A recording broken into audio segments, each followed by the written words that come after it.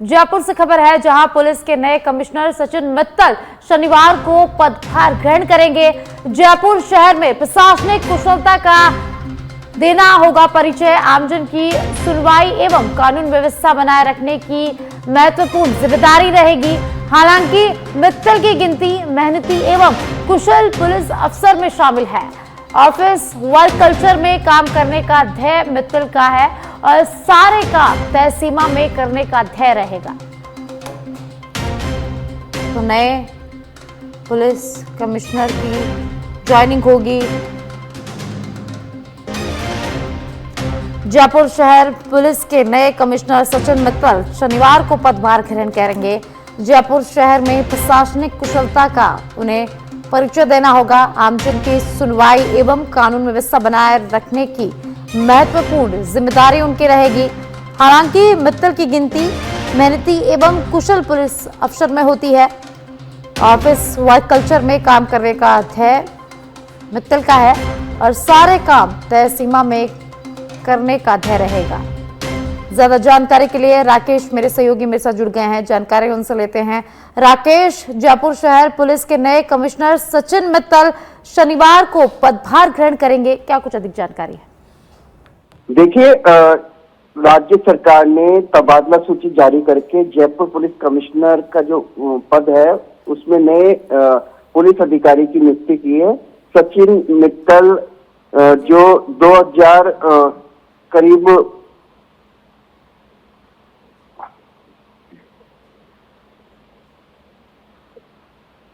तो पुलिस के नए कमिश्नर सचिन मित्तल शनिवार को अपना पदभार ग्रहण करेंगे। जी बहुत बहुत धन्यवाद आपका राकेश जी तमाम जानकारी के लिए।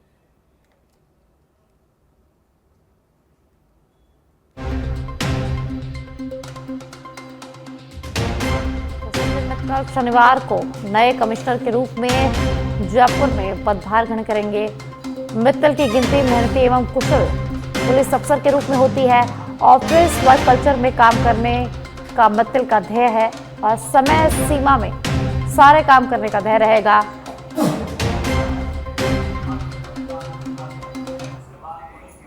और अब जयपुर से खबर है, जहां पूर्व उपराष्ट्रपति और पूर्व मुख्यमंत्री भैरव सिंह शेखावत की जयंती के अवसर पर स्मृति स्थल पर पुष्पांजलि कार्यक्रम का आयोजन किया गया। कार्यक्रम में मुख्यमंत्री भुजलाल शर्मा ने शिरकत की और शेखावत को पुष्पांजलि भी अर्पित की। भाजपा प्रदेश अध्यक्ष मदन राठौड़, डिप्टी सीएम दिया कुमारी ने भी भैरव सिंह शेखावत को पुष्पांजलि अर्पित कर उन्हें नमन किया। इस दौरान सांसद मंजू शर्मा, विधायक गोपाल शर्मा, वित्त आयोग के अध्यक्ष अरुण चतुर्वेदी, भाजपा नेता सरदार अजयपाल सिंह और विजय बैंसला सहित भाजपा के वरिष्ठ नेता शामिल रहे। तो आज पूर्व उपराष्ट्रपति भैरव सिंह शेखावत की जयंती है और इस अवसर पर विद्याधर नगर में श्रद्धांजलि का कार्यक्रम आयोजित किया गया, जहां मुख्यमंत्री भुजलाल शर्मा पहुंचे। उन्होंने शेखावत को श्रद्धांजलि भी अर्पित की। वहीं प्रदेशाध्यक्ष मदन राठौड़, डिप्टी सीएम दिया कुमारी, सांसद मंजू शर्मा, विधायक गोपाल शर्मा, विधायक बाल मुकुंद आचार्य समेत तमाम नेता कार्यक्रम में पहुंचे और उन्होंने भैरव सिंह शेखावत को श्रद्धांजलि अर्पित की। देखिए, आज हमारे एक ऐसे श्रद्धे माननीय भैरव सिंह शेखावत जी की जन्म जयंती है और आप सभी जानते हैं कि जनसंघ से लेकर के भारतीय जनता पार्टी में जिस तरह से माननीय भैरव सिंह शेखावत जी ने जो इस विचार को लेकर के, एक राष्ट्रवाद की भावना को लेकर के जो उन्होंने एक आंदोलन चलाया था और एक राजनीतिक दृष्टि से अगर हम कहें तो वो उस पीढ़ी के लोग थे। आजादी के बाद इस राष्ट्र को किस तरह से मजबूत हो, गरीब कैसे आगे बढ़े, हर व्यक्ति को समानता का भाव कैसे मिले।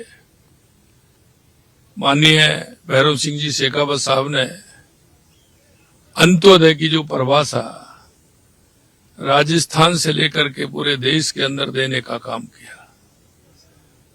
उन्होंने अंतिम पंक्ति में जो व्यक्ति खड़ा है, पंडित दीनदयाल उपाध्याय जी के उस विचार को, बाबा साहब भीमराव अम्बेडकर जी के विचार को, महात्मा गांधी जी के विचार को, उनको आगे बढ़ाने का काम किया। और राजस्थान में पहली बार पूरे देश के अंदर अंत्योदय योजना ला करके उन्होंने अंतिम पंक्ति में खड़े हुए व्यक्ति को सहारा कैसे मिल सकता है, वो आगे कैसे बढ़ सकता है, उसके लिए काम किया। निश्चित रूप से आज उनकी जन्म जयंती है।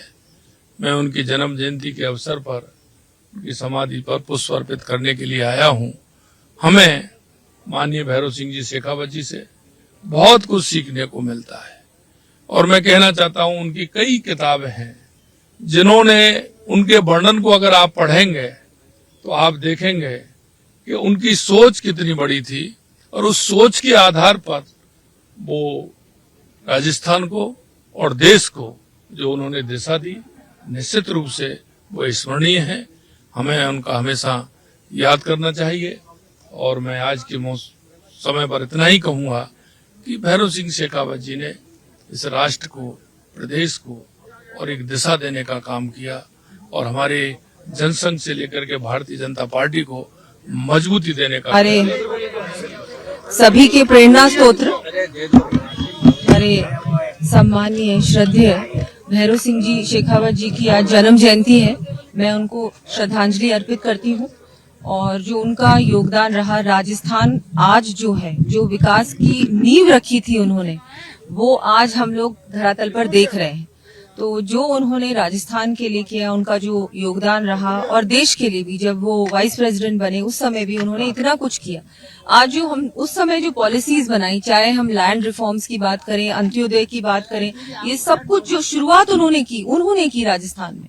और आज हम लोग देख रहे हैं कि राजस्थान कैसे आगे बढ़ रहा है। तो मैं उनको बहुत, हम लोग उनसे सीखते हैं, उनके जीवन से, उनकी कार्यशैली। जयपुर से खबर है, जहां पूर्व मुख्यमंत्री भैरव सिंह शेखावत की जयंती भाजपा प्रदेशाध्यक्ष मदन राठौर ने शेखावत को याद किया। उन्होंने कहा कि शेखावत राजनीति में अजात शत्रु थे, जरूरत पड़ने पर विरोधियों की वे मदद भी करते थे। 1977 में शेखावत ने आत्मनिर्भर भारत के लिए काम किया। जब वो पाली आए तब भाजपा के पास एक सीट थी। भैरव सिंह शेखावत ने पाली को अभेद्य किला बना दिया। उनके मार्ग पर चलकर हम को उनकी सच्ची श्रद्धांजलि दे पाएंगे।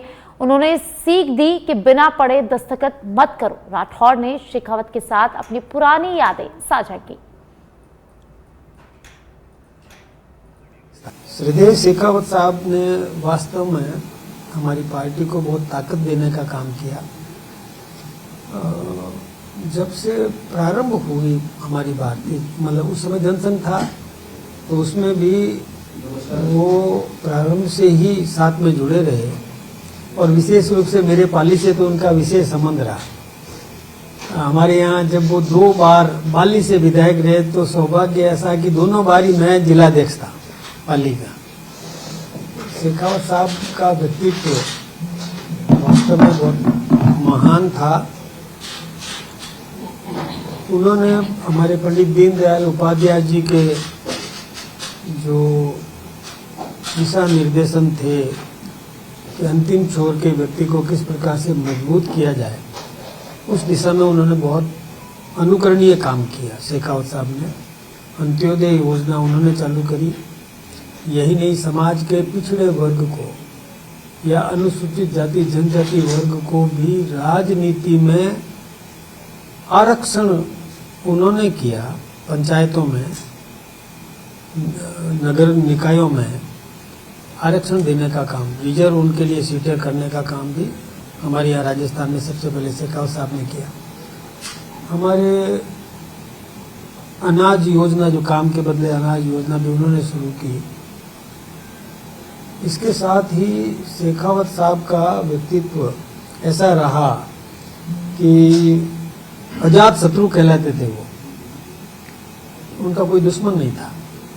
और उस समय कई ऐसे दृष्टांत गिनाए जा सकते हैं कि राजनीति में जो प्रबल विरोधी थे, मिर्जा परिवार के लोग, उनके परिवार में भी कोई ऐसी घटना हो गई थी तो उन्होंने सारी शक्ति लगाकर उनकी मदद करने का काम किया। ये तो राजनीति में विरोध हो सकता है लेकिन कटुता नहीं, ये व्यक्तिगत वैमनस्य नहीं पैदा होने दिया। और यही कारण है कि जब वो उपराष्ट्रपति के चुनाव में खड़े हुए थे तो जितनी निर्धारित या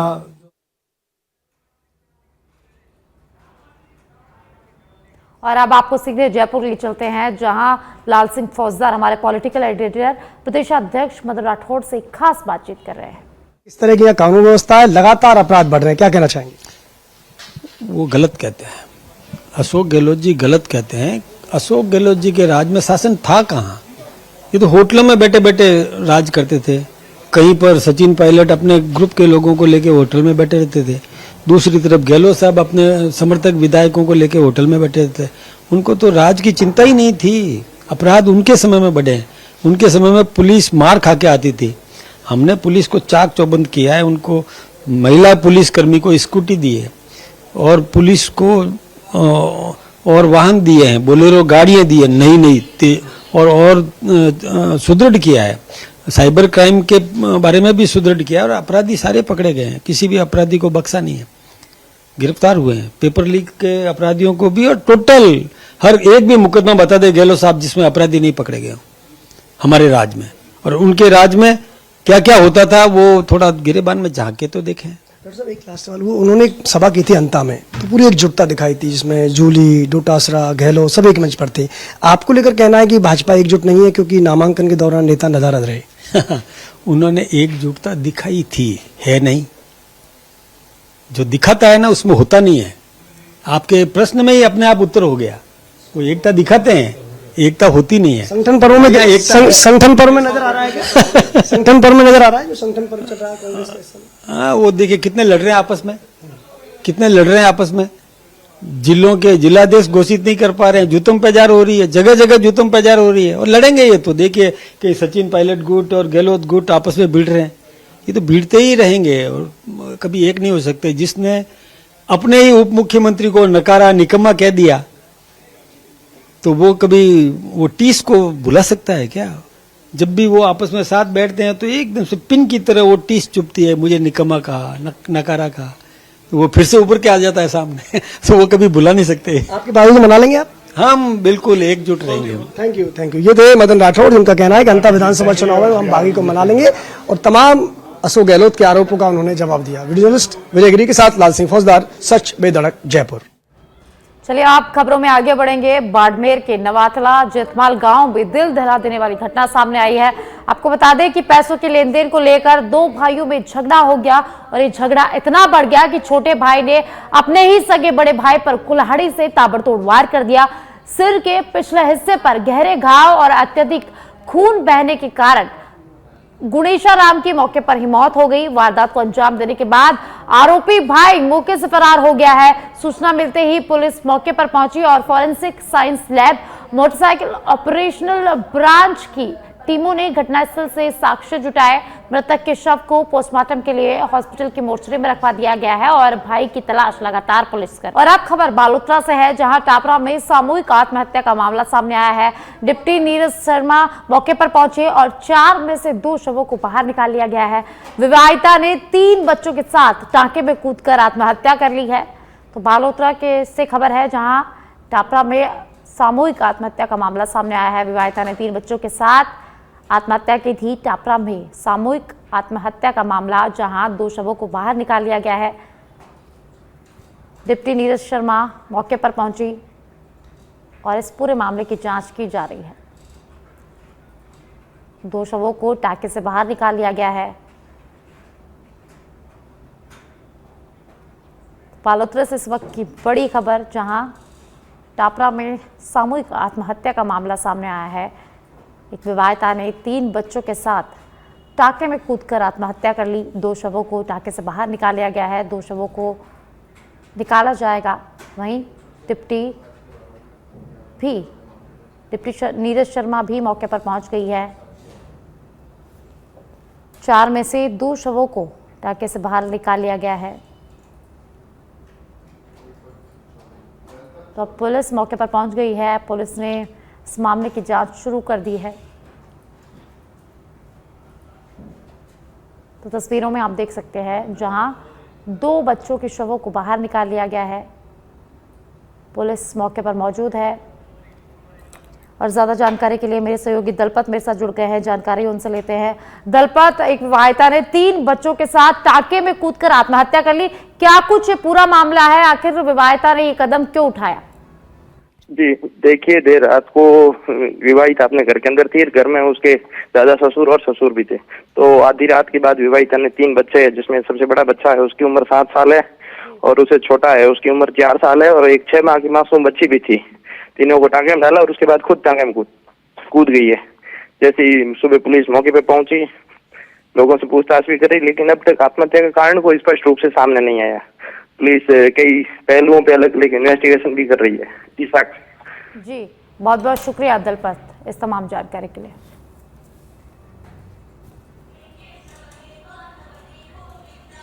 और अब जयपुर से खबर है, जहां पर्यटन स्थल पर्यटकों से गुलजार है। दीपावली अवकाश के चलते पर्यटकों की जबरदस्त भारी भीड़ उमड़ पड़ी है।